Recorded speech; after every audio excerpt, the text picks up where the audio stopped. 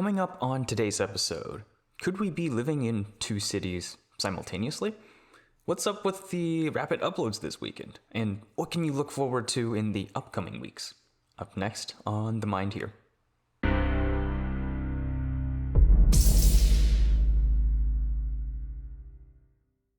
Hey, what is up, everyone? It's Theguyhere, and welcome back to another episode of Themindhere, the bi-weekly podcast where I talk about new knowledge I've learned, projects I'm working on, and current events. Topics may be random, but I hope that with each episode you can come away with a fresh perspective on the universe. Welcome to all of you who are here for the first time. If you like my content and want to see more, please consider subscribing. All right, let's begin with the breakthrough section of this podcast. This is from an article that I read. Again, a lot of these will come from the articles that I've been chewing through in my list of articles and videos that I've saved and wanted to watch but don't have time. And this one was particularly interesting, and I thought I'd share some of the new insights that I've learned from this article. It's called The Analog and the Digital City. Or something along those lines. And I'll link the article down in the description below so you can check it out if you're interested as well. But the gist of the article is about the metaphorical two cities that the global population may be part of. Now, what are these two cities? Well, the analog city, as you can sort of guess, is based on the experiences and the culture of a previous era, an era where there was a lot more analog inputs and a lot more analog equipment, such as maybe print, so newspaper, that's you can feel it, analog, and just sort of how everything worked around the time where you have say a print and there was no internet yet, but you had electronic communication, that sort of era, the era where there's TVs and radios, but not necessarily smartphones or even personal computers yet. So that's the analog city. And the digital city, it refers to the people that are more familiar with the culture of the internet, of specifically Web 2.0, when it became very collaborative and people constantly referenced off of each other, worked together. Tablets and smartphones made mobile access to internet, making it pretty much widespread. So those are the two differences between the two cities. One is people that are citizens of the analog city are more familiar or know of the culture of the previous era, and the digital city refers to the citizens that know of the current era of the internet and of mobile devices. So that's a little bit of the background there, but why is this something that they talked about? Well, why is it important? Well, consider some of the ongoing changes to the internet that have been happening, some of the scandals of maybe social media platforms that have been maybe encouraging, or so it seems, or allowing corruption to spread, misinformation to spread, all of the negativities that are out there and talked about on the news. You can probably refer to the internet, and some people might be saying that, oh no, we need to restrict the internet and it's something that's bad that's happening, right? You've heard those comments before, but this talks about some of the tech background and the historical background of how communication technologies have affected cultures. For example, talked about how before writing down words and written language, a lot of languages were a lot more concise and packed because of the sort of the low lifespan. There's a better word for that, but the oral languages, they don't last very long. Once the person dies, then the story sort of dies with them, right? So in order to pass on information from one person to another in the limited amount of time that you have, you've got to be concise, and a lot of the language sort of builds around that. But once you had written languages, then you had a lot more descriptions of things, but it's not necessarily very compact. But that's fine because you can write it down and it can last pretty much forever as long as you keep the records safe. So it talks about how written language affected how that transition happened between oral languages and written languages. And then once the printing press came along, then it really democratized language and information, because before, writing and reading was pretty much relegated to those of nobility and just the upper class of the world. But with the printing press now, the consumption of information has been democratized. So a lot of people can consume and read and be informed. But the creation of information is still very much left to those that can afford and have the power to distribute these papers. And well, obviously, because it takes a lot of capital to run these printing presses and dedicated facilities and all of that. So you could only really have a few players that are distributing newspapers or flyers, et cetera, et cetera. So that's a change in technology there. But then came electronic media, starting with the telegraph, where now information is pretty much instant. So anything that happens, across the country, you can hear about. So a lot of things you talk about are now more countrywide instead of just very local, because information happened very fast. And with radio, with television, then you started having the more auditory signals coming in. It's not just the written words, so you have the nonverbal communication. And then when television came in, then of course you have the image of people broadcasted, and that became a big focus, right? So these types of media have changed how our culture operates, and just what we think about, what we pay attention to. So there's some of the background that it goes into, and it does a lot better job of explaining this than me, but this is just a brief rundown, and hopefully gets your appetite wet for reading this article as well. But I think the biggest takeaways that I came from was the paradigm shift that we're entering from one of information scarcity, relatively scarce information, to one of information abundance, even hyper abundance. And the reason why is because before the internet, with only a few real sources of information, it sort of made sense that they only had a few sources, right? Because we talked about the relative cost to making information when you didn't have the internet. So it made sense there were only a few news channels, radio stations, newspapers, et cetera, et cetera. But with the internet, you start seeing a democratization of creation of content, right? It's not just the big news stations that bring news to people. You have Reddit forums, you have small YouTubers, people of all sizes that you can get information from, bloggers, etc., etc. You have, instead of just Hollywood making movies and TV shows, you now have independent creators that there are numerous of that you can get entertainment from, and education even at this point. There are a lot of educational content out there that's not the institutionalized schools that we're so used to, where we funnel information into. And when we talk about some of the issues currently dealing with social media and misinformation, those of the analog city, the ones that are more familiar with the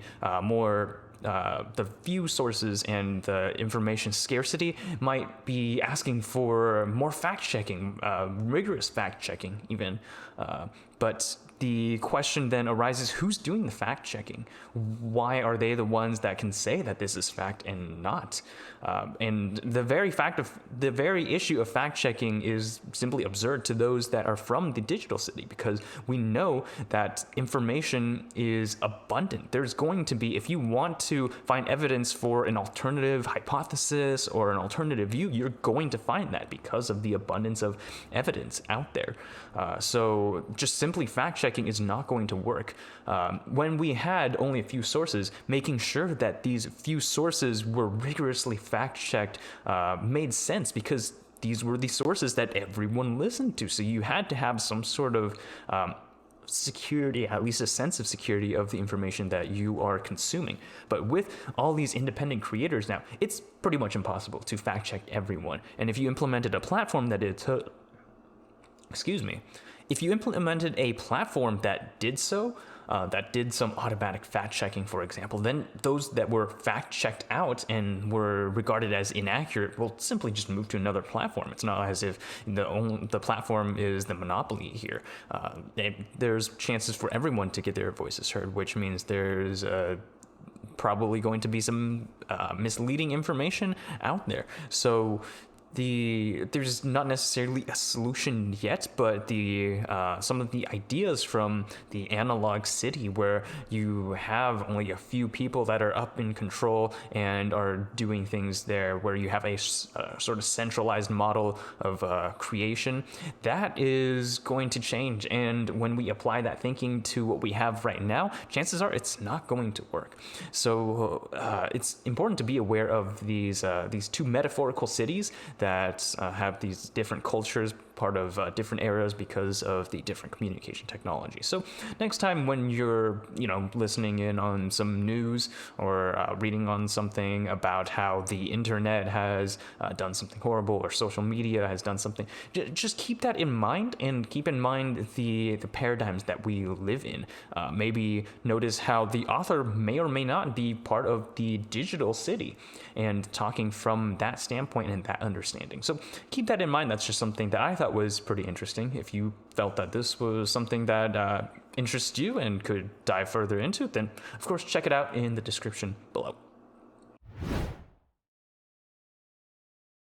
So looking back on the week, it feels like that I'm actually going somewhere. I've done quite a few of the things that I've set out for myself, and I'm quite proud of it. Of course, I did finish my website and have updated it. It is now live with the new information, so that's just a little check mark out there that I didn't complete from before, but I completed this week. So that's always something good there. But you might have noticed, if you paid attention to this channel recently, that this weekend I uploaded quite a few different things, and I've really been consistent with my Let's Play series of a mod pack, of a Minecraft mod pack. And what's up with that? Well, I have to say that I started the mod pack Let's Play series, the Minecraft Let's Play series, sort of as an exercise to see how I can, improve my video making skills, and also just as an entertainment that was somewhat productive.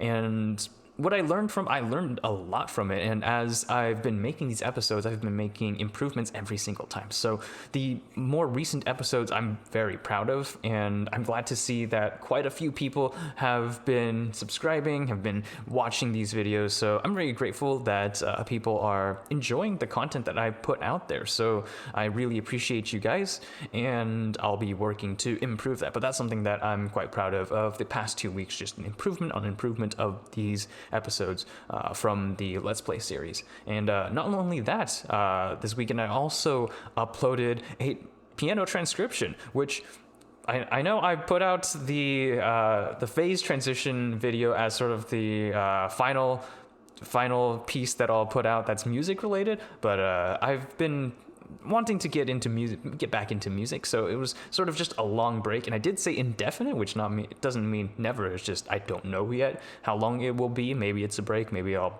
leave that realm for forever. But it seems like I'm back. So this was just sort of an inspiration from some of the music that I listened to, and I thought, hey, this could make a really great piano piece. So I made the sheet music for it, and the piano version of it is on my channel. And if you want, you can get the sheet music from another website called Musescore, which is linked in that video, but also from my website if you want to check that out as well. But in fact, the music from here is by Pikasonic, and I've put that in my Let's Play series for some of the time lapses and montages.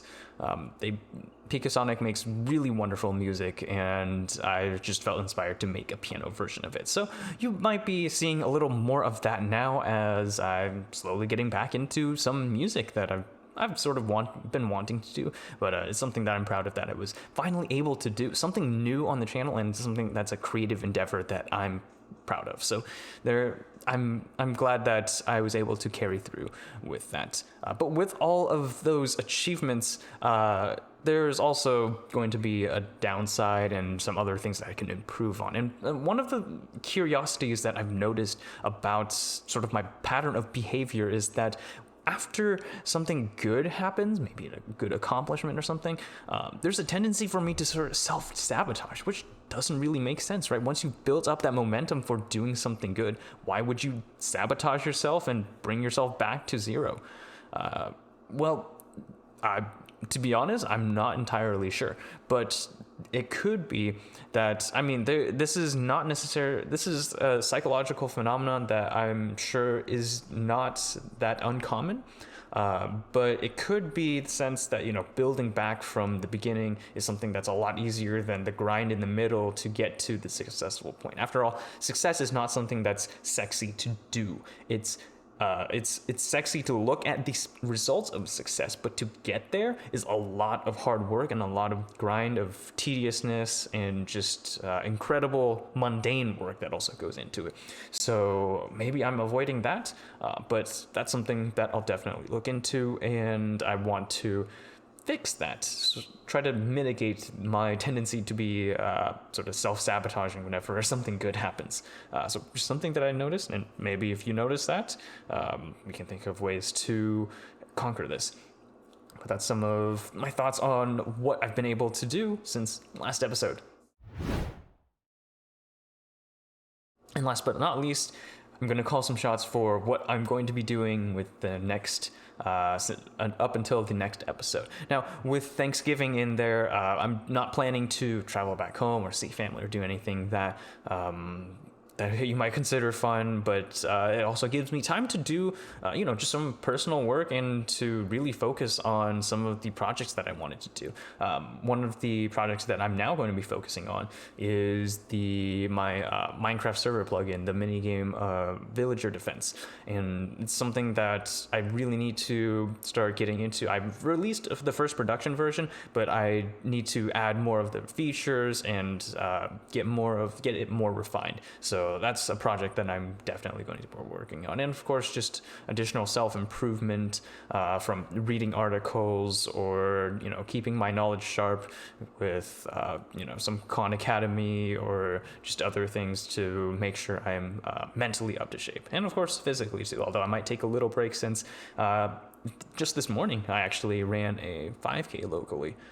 So might give myself a little break there, but just overall, hoping to build that momentum and not drop the baton and reset progress, self-sabotage again. So those are my plans for the upcoming episodes. But that will wrap it up for this episode. Appreciate you all for listening, and I appreciate the support that you all have given me.